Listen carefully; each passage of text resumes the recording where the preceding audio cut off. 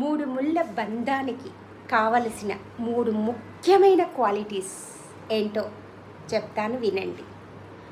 Number 1 నమ్మకం, number 2 సహనం, number 3 ధైర్యం. ఈ మూడు క్వాలిటీస్ పెళ్ళి చేసుకోబోయే వాళ్ళకి ఉంటే మీ లైఫ్ జర్నీ, వివాహ జర్నీ చాలా గొప్పగా దృఢంగా కలకాలం బాగుంటుంది. మరి ఆ క్వాలిటీస్ ఎలా ఉండాలో తెలుసుకుందామా? నమ్మకం. మీరు మ్యారేజ్ చేసుకోబోయే ముందే ఒకరిని ఒకరు తెలుసుకోండి. నమ్మకం అనే ఒక పునాదిని ఏర్పరచుకోండి. ఈ నమ్మకం అనే పునాదిని మీరు పెళ్ళి చేసుకోబోయే ముందైనా చేసుకున్నాకైనా స్టార్ట్ చేయండి.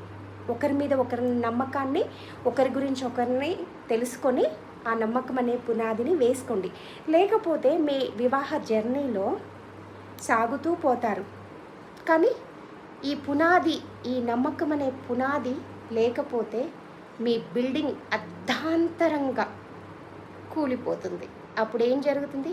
విడాకులనే ఒక ఆయుధాన్ని పట్టుకొని వేలాడుతూ కొట్లాడుతూ ఉంటారు. సో నెంబర్ 1 నమ్మకం అనే పునాది చాలా ఇంపార్టెంట్ వివాహ బంధానికి. నెంబర్ 2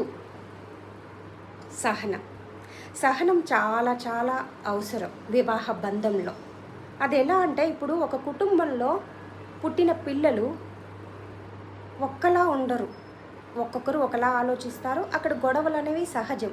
ఒక కుటుంబంలో ఉండే వాళ్ళకే గొడవలు అనేవి సహజమైనప్పుడు ఒక 2 కుటుంబాల నుండి వేరువేరు వ్యక్తులు, వేరువేరు సాంప్రదాయాలు, వేరువేరు అలవాట్లు ఒక్కటిని చేసేది ఇద్దరు మనుషులని. ఆ 2 కుటుంబాలలో ఇద్దరు మనుషులని ఒకటి చేసేదే వివాహ బంధం. ఇక్కడ గొడవలు అనేవి సహజం. గొడవలేమీ శాశ్వతం కాదు కదా. ఆ గొడవలను కూడా పరిష్కరించుకోవడానికి మీలో సహనం ఉండాలి. ఆ సహనం లేకపోతే పెళ్ళిళ్ళు చేసుకోకండి, సరేనా? మార్పు అనేది ఖచ్చితం, ఏదో ఒక రోజు జరుగుతుంది. ఆ నమ్మకం మీలో ఉండాలి. ఆ నమ్మకం ఉంటే, సహనం ఉంటే అవన్నీ పరిష్కారం అవుతాయి.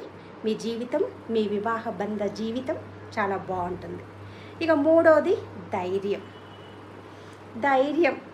చాలామంది మనీ ఉంటే ధైర్యం ఉంటుంది అనుకుంటారు. మీలో ఆ ధైర్యం లేకపోతే మనీ ఉండి ఏం చేస్తుంది? మీ వివాహంలో గొడవలు వస్తుంటే ధైర్యంతో సాల్వ్ చేసుకోవాలి. మనీతో కాదు సాల్వ్ చేసుకునేది, ధైర్యం ఇంపార్టెంట్. 3